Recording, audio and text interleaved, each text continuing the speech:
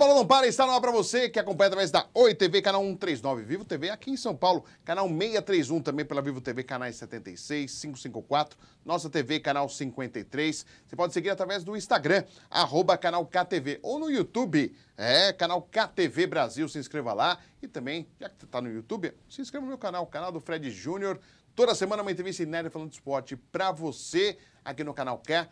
Toda quinta-feira, 8h30 da noite, uma entrevista inédita falando de esporte. E com muito prazer, recebendo aqui o Gilmar Tadeu, foi jogador de futebol, hoje técnico e que tem uma bela história, vai contar pra gente, somente com a sua experiência na Ucrânia. Mas antes, vamos contar essa passagem aí do Gilmar como jogador e depois, claro, trilhando esse caminho como técnico, uma história muito importante, até porque a Ucrânia, infelizmente, né, um ano já de conflito com a Rússia, infelizmente, lamenta muito o que está acontecendo, e o Gilmar vai poder contar um pouquinho da sua visão também, por ter vivido e convivido muito tempo ali na Ucrânia. Gilmar, prazer conhecê-lo pessoalmente, obrigado por estar aqui no A Bola Não Para. Tudo bem, Gilmar? Tudo bem, graças a Deus, prazer é meu, obrigado pelo convite, é uma honra, né? Assim que eu soube da oportunidade, estando no Brasil, acho que teria que vir aqui compartilhar com você. Com certeza, eu fico muito feliz e agradecer a Cris. A Cris é uma empresária de futebol que permitiu Sim. esse contato aqui entre eu e o Gilmar. A Cris é uma irmã. Ela é gente finíssima. E aí, Gilmar, quanto tempo jogando bola? Cara, foram 19 anos como atleta, né, profissional de futebol, em diferentes divisões, diferentes países. E essa experiência toda contribuiu, né, para a minha formação enquanto treinador e até mesmo como ser humano, né? Isso foi bastante importante. Eu acho que uma época completamente diferente da época de hoje. Sim. Mas independente dos clubes, das divisões, das estruturas, acho que tudo coopera, né? E tudo cooperou nesses 19 anos prestados como atleta profissional. Centroavante. Centroavante.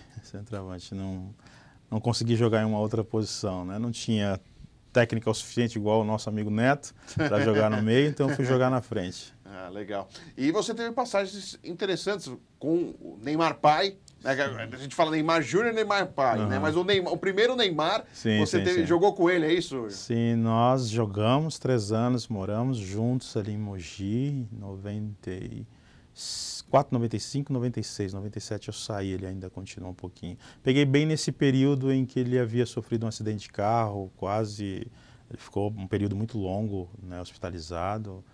Teve problemas seríssimos e depois conseguiu retornar. Foi nesse retorno que a gente se encontrou, acabou conheci a família inteira. Conheço o Júnior desde pequenininho. Quem diria, né? Você pensar, né, que esse Jamais, garoto que você conheceu, né? Jamais. Não, a família sim, né? A família sempre creu assim que o Neymar seria, e assim como é, né, uma promessa de Deus, assim como ele sempre falou, esse menino vai ser um dos melhores do mundo, e aconteceu, né, o que a gente vê hoje. E também com o Fernando Praz, grande Praz, que eu convivi no Palmeiras. Sim, Fernandão, um abraço, um beijo no teu coração. Fernando é um cara especial. Fernando Praz, a gente jogou ali na Francana no ano de 2000, acho que era Série A3 ou Série A2. Inclusive um amigo de vocês foi nosso treinador, o Dionísio, que faleceu, né? Foi nosso treinador na época. Auxiliar dele é um amigo também querido, que trabalhou no Palmeiras. E o Fernando foi uma amizade que se estende até o dia de hoje, a gente tem contato até o dia de hoje. Então, o Fernando Praz hoje comentarista, hoje nosso companheiro aí, trabalhando na televisão na ESPN. Sim. E para você, Gilmar, como você avalia a sua carreira? Era o que você esperava? Não foi? Poderia ter sido mais? Porque você teve experiências fora do Brasil também. Queria que você falasse um pouquinho dessa experiência fora do Brasil, que acrescenta muito como ser humano, não só o lado profissional, mas o lado pessoal. Mas como que você avalia tudo que você passou aí como jogador? Eu diria que, como atleta, não que eu esperasse mais. Na verdade, eu até me surpreendi, né? Porque numa época, eu sou de 70, numa época em que poucos jogadores saíam, eu já tinha esta visão de que eu queria, pelo menos, ter oportunidades fora do Brasil. Haja visto que, na época que nós jogávamos, era uma época completamente diferente, não tinha esse lance de auxílio de empresário, até por interesses, enfim, facilidade em divulgação do teu perfil, com vídeos, etc. Mas eu fui ousado, digamos assim. Acho que todas as oportunidades que eu tive, não tenho vergonha nenhuma de falar, todas que eu saí do Brasil foram para fazer teste, mas fiquei em todos, graças a Deus. Então, na verdade, eu me surpreendi. Acho que eu fui um pouquinho mais além até de um pessoal da minha época, assim, pelo menos do grupo ali que eu jogava. E Pelas condições, né, que nós tínhamos, eu não tinha empresário, eu fazia tudo sozinho. Na época a gente gravava os cassetes, né, os VHS, e mandava, por exemplo, eu mandei uma vez para a Suíça e demorou meses para chegar. Depois que chegou, pediram como se fosse um avalista, né, alguém que você conheça, que pode falar sobre a tua condição, a tua qualidade, para testificar. Sim. Aí eu sou amigo do Walter Casagrande Júnior, né? A gente jogou junto, tinha um time de futebol dele chamado Veneno Show. Eu falei, Casão, você não pode dar essa moral aí. O Casão fez uma carta na época, Poxa, cara. que legal. Eu mandei essa carta para a Suíça e a gente conseguiu finalizar esse processo aí. Então eu fui além, joguei, é lógico que em países na época que não tinha tanta tradição no futebol, né? Mas fomos aí pioneiros em alguns lugares, aí, como Brunei Darussalam, por exemplo, Singapura na época, enfim. Aliás, Indonésia, Singapura, tem aumentado, né, o número de jogadores. Sim, tem aumentado, né? Até pela condição financeira que oferece. Estão pagando muito bem, né? Sim, não digo estrutura, não digo... Lógico que tem clubes que têm estrutura, mas financeiramente. Tailândia, Indonésia, lógico que não é atrativo, por exemplo, para jogadores jogando Série A, claro, né? Mas tem muitos treinadores indo para lá, né? O Rodrigo foi agora para a Indonésia, se não me engano, o Rodrigo que trabalhou no Atlético Mineiro, né? Que eu conheço, o Rodrigo Santana, um grande abraço para ele. Pô, bacana. E só conta um pouquinho, que time que você jogou Casagrande é qualquer? Veneno? Veneno Show. O time era dele. É um time do Tatuapé. É um time que a gente fazia viagens, tem até umas fotos muito interessantes. Sidney jogou nesse time, Casagrande. Sidney, ponteiro esquerdo do São Paulo. Sim. Douglinhas, do Salão. O Douglas, grande Douglas. Sim. Na BB, eu jogava salão na BB no time de baixo. O Douglas ainda jogava, ele só entrava para bater falta. Ele batia uma falta incrível ali. Eu vou contar uma história que vai dar a maior polêmica aqui. Eu sei que vai dar polêmica, vão falar barbaridade a respeito.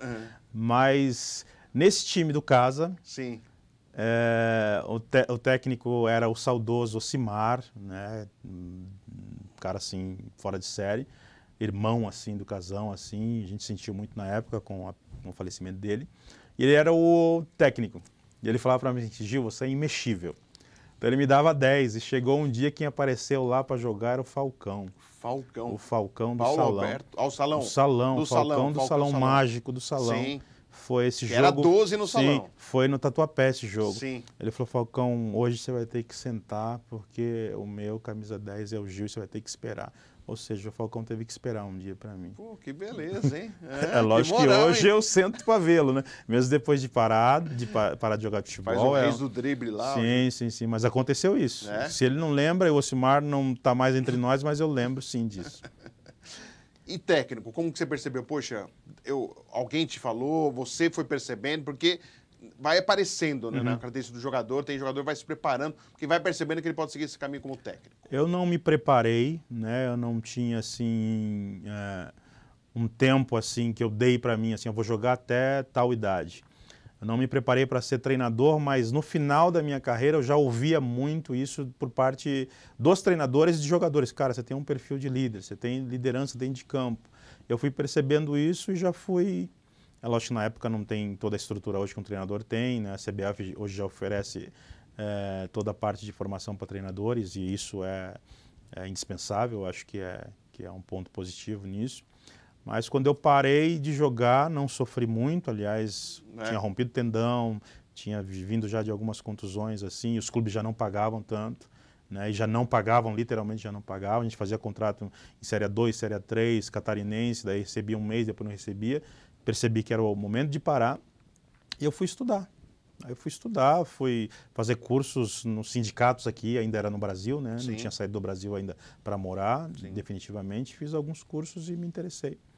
E aí, qual foi a sua primeira experiência como técnico? Cara, a minha primeira experiência foi no projeto social, a qual hoje eu ainda pertenço, né? Sou padrinho, que é o projeto Bilu, em Caieiras, que cuida de crianças carentes. Na época, nós recebemos um desafio para fazer a abertura dos Jogos da Copa do Mundo 2010. Oficial, convite da FIFA. Da África. Da África. A gente tinha que montar um time, só que tinha que ser um time de jovens carentes.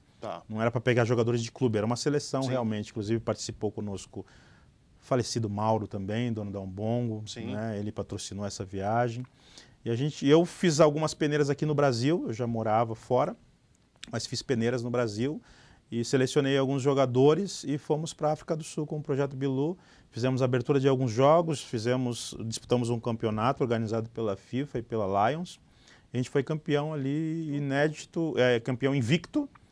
Ganhamos os Estados Unidos na final e eu percebi que... Era isso. Eu entendi um pouquinho, né? Aí decidi dar continuidade. E aí você, a partir daí, para qual clube que você foi? Vamos fazer uma caminhada Antes disso eu fazia trabalho de scout, tá. mas treinador de campo, como você perguntou, começou com o Projeto Bilu na África do Sul. Tá. Fiz scout para o Heracles em 2008, eu captava jogadores aqui brasileiros, eu era responsável pelos estrangeiros. Participei da formação do Heracles inteiro, da Grécia, da parte de estrangeiros, em 2008. Montamos o time da primeira divisão, daí eu voltei, daí em 2010 tenho essa experiência. Esse trabalho começou a trazer uma repercussão. Eu recebi um convite para trabalhar na base do Metalurg Zaporozhye, que é a cidade onde eu moro até hoje. E ali eu assinei um contrato de 1 ano para trabalhar na base, eu cuidava desde o sub-10 até o sub-17, a transição profissional. E em 6 meses me chamaram para conversar, disseram que não poderiam dar continuidade na base, porque eles perceberam que o meu perfil era profissional. Eu tomei um susto, pensei que eles iam me liberar, né? Mas me promoveram, daí eu já fui profissional, fiquei 4 anos no Metalurg como auxiliar, só trabalhei como auxiliar ali no Metalurg, na 2ª divisão, subimos para a primeira. O lateral esquerdo hoje da seleção, Eduardo Soboli, que está na França agora, jogando a primeira da França, assim como o capitão do Dinamo de Kiev, que é o segundo capitão da seleção, trabalharam comigo na base. Tem bastante jogador da seleção ucraniana que trabalharam conosco ali na base do Metalurg Zaporozhye, nessa formação. E 2010 para 2011, né, foi o start realmente profissional. Daí ali eu já comecei a estudar e percebi que o negócio era um pouquinho mais sério. E aí você, para trabalhar na Ucrânia, por exemplo, ou qualquer país europeu, você precisa da chancela da UEFA. Sim, sim, sim. E aí você fez o curso da UEFA? Eu fiz todos, desde o C até o Pro, né, tá. Que é o nível mais alto para treinador. Aliás, é o título aí é o certificado que os treinadores Palmeiras e Corinthians têm. Não sei quantos brasileiros aqui trabalhando tem, mas sei que são poucos brasileiros. E tive esta oportunidade de estudar por morar lá e dominar o idioma, uma vez que esse curso só é possível se você estiver residindo no país. E como que foi nesse início na Ucrânia para você? Complicado. É o meu país, é Sim. o meu segundo país, eu sou cidadão ucraniano. Você tem a nacionalidade ucraniana também? Tenho. Sou casado com ucraniana, tenho filho ucraniano. E difícil por quê? Porque eu sei que não é o tema, né? Existem outros temas, principalmente relacionados à Ucrânia, mas no início foi complicado por conta de um idioma que eu não conhecia, frio não, porque eu saí cedo do Brasil, quando jogava ainda. A indiferença com a cor da pele, sofri bastante no início. O racismo mesmo? Bastante, assim, declarado, de atacarem banana no campo, enfim. Então essa foi a maior dificuldade assim que eu enfrentei, digamos assim, mas nada que me tirasse daquilo que era o propósito, daquilo que eu entendia que era o que eu queria, aquilo que Deus tinha para mim. E foi um teste para mim, né? Ou eu paro ou eu vou adiante. Eu decidi ir adiante e hoje isso mudou completamente, né?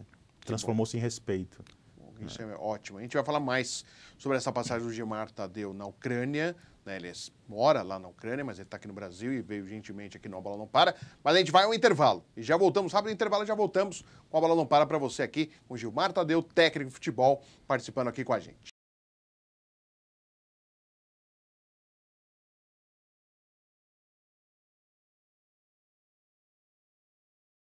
Dica para vocês, Frevo lanchonete Frevo, se você não conhece, é uma lanchonete muito tradicional de São Paulo, tem quase mais de 50 anos, então vale a pena você conhecer. São 3 endereços, tem unidade na Oscar Freire, tem na Augusta, tem na Faria Lima, que ali no Shopping Iguatemi, vale a pena, peruche delicioso, é o melhor de São Paulo, certeza, milkshake, você pode suco, refrigerante, cerveja, a sobremesa, sorvete capricho. Se você não experimentar o sorvete capricho, não vai falar que não foi no Frevo, tem que ir no Frevo experimentar o sorvete capricho. Vale a pena conhecer Frevo Lanchonete, pode também pedir pelo iFood. Conheça, se não conhece, ou se você conhece, Volta lá que você com certeza sempre vai gostar. Vale a pena!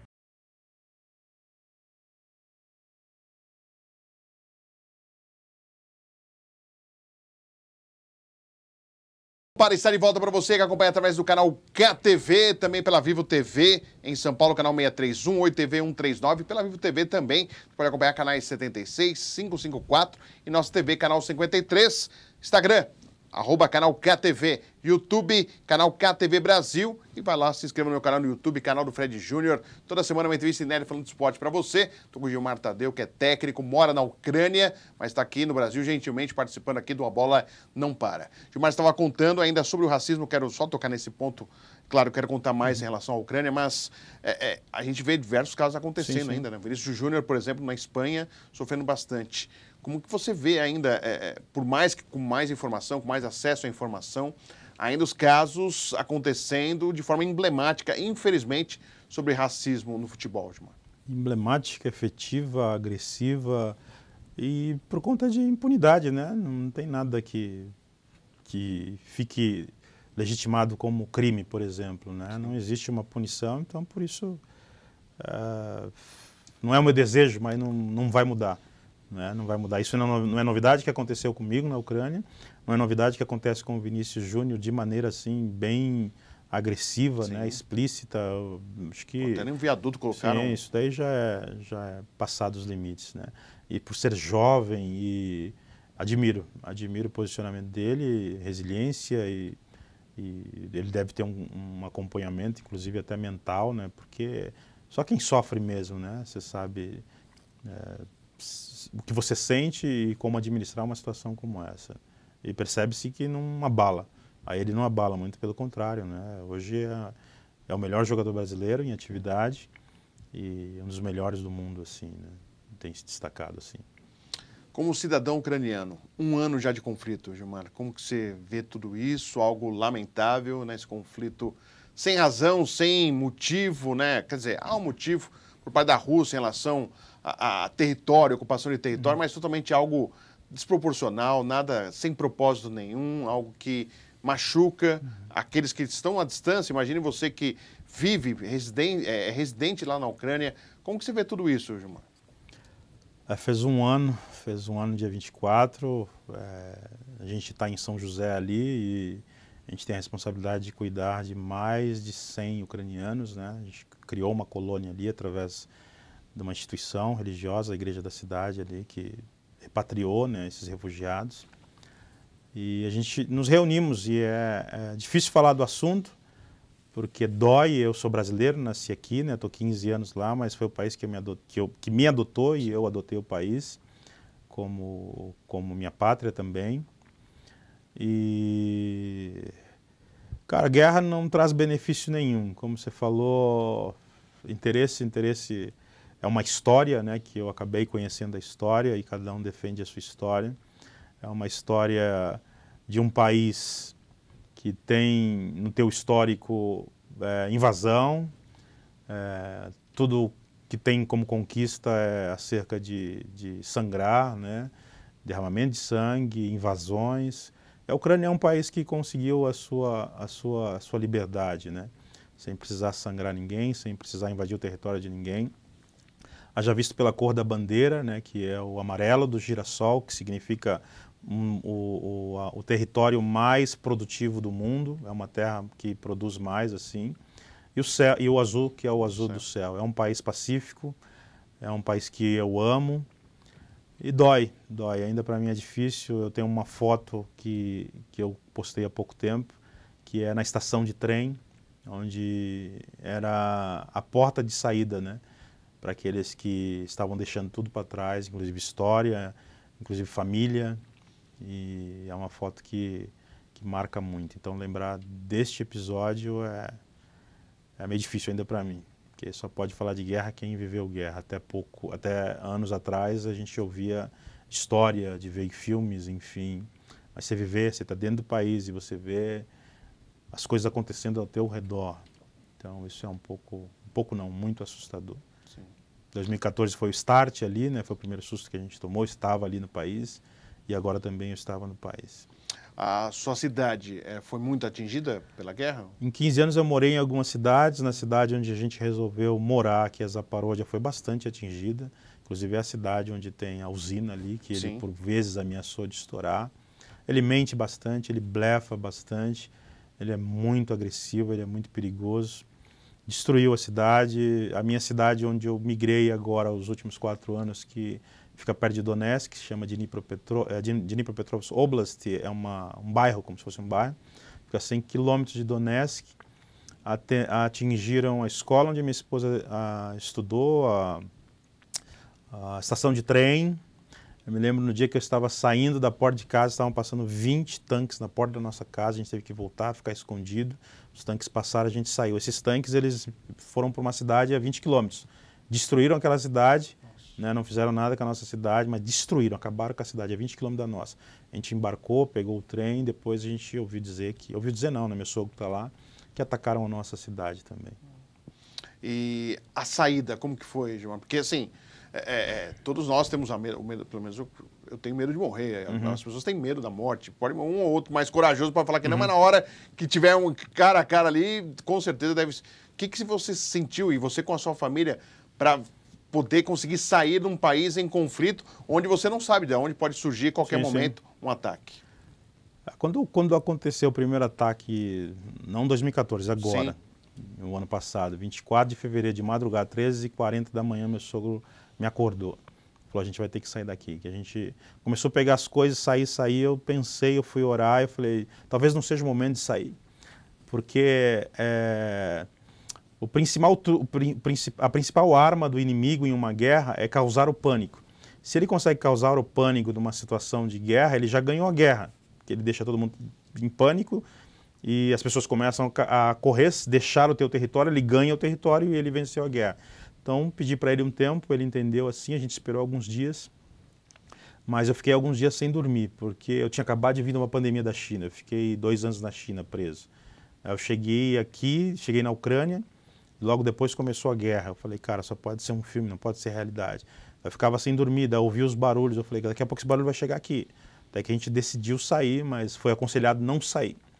Primeiro porque se você saísse, as estradas estavam, a maioria trancada, e você poderia ser atingido por algum míssil. Depois o Itamaraty fez contato comigo, fazia toda semana, falou assim, Gilmar, você é o último brasileiro e você quer sair, a gente vai arrumar uma van para te pegar aí, te levar até o ponto de saída, que é Dnipropetrovsk, que é a estação de trem. Eu falei, não estou seguro de sair ainda. Ele falou, então é a última chamada, você não vai sair. Aí passou alguns dias, a gente decidiu sair, fiz contato com eles, mas eles alegaram que não conseguia mais buscar a gente porque era muito arriscado para todo mundo, já estava muito arriscado. Então a gente decidiu ir de trem. Daí foi o dia que a gente saiu, que passaram os tanques, a gente pegou um trem da minha cidade até Dnipropetrovsk. Nesta cidade era a cidade que saía os trens para a fronteira. Então você imagina uma estação de trem que cabe 2.000 pessoas com 10.000 pessoas na plataforma. 4.000 dentro da rodoviária, mais 20.000 na rua, a cidade inteira lotada, hotel, as pessoas dormindo na rua, dormindo fora da rodoviária, para tentar entrar na rodoviária, para tentar pegar esse trem.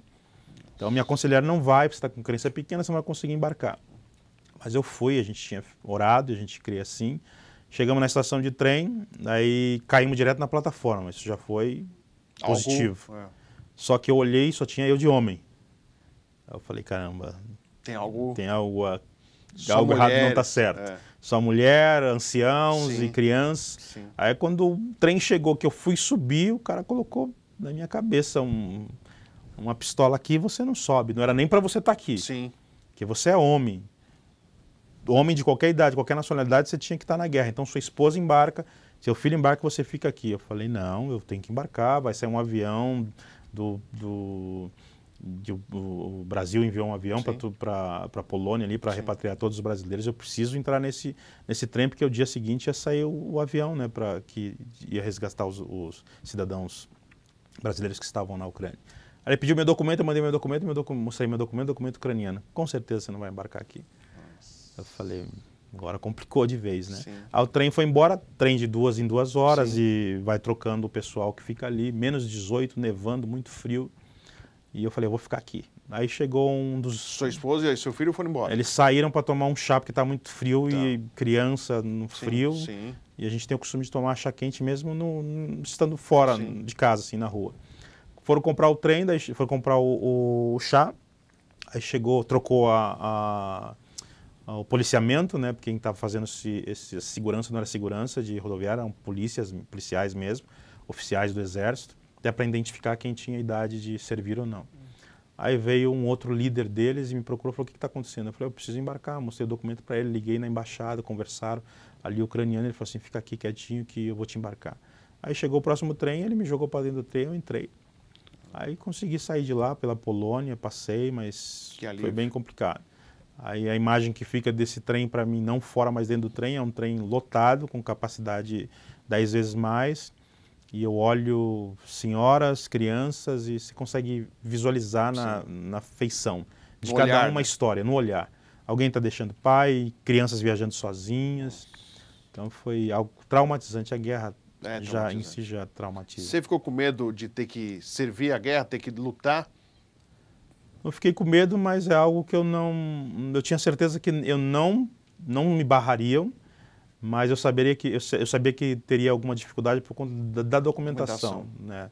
Que eu poderia argumentar, sou brasileiro, preciso viajar, mas eu tinha que mostrar um documento que comprovasse, enfim, que eu estava livre. Mas como eu tinha um acordo com a embaixada, que eles me liberariam para eu poder viajar, e assim foi feito. Demorou um pouquinho, mas a gente conseguiu sair. Voltei em outubro agora, na minha formação, voltei lá, fiquei uma semana.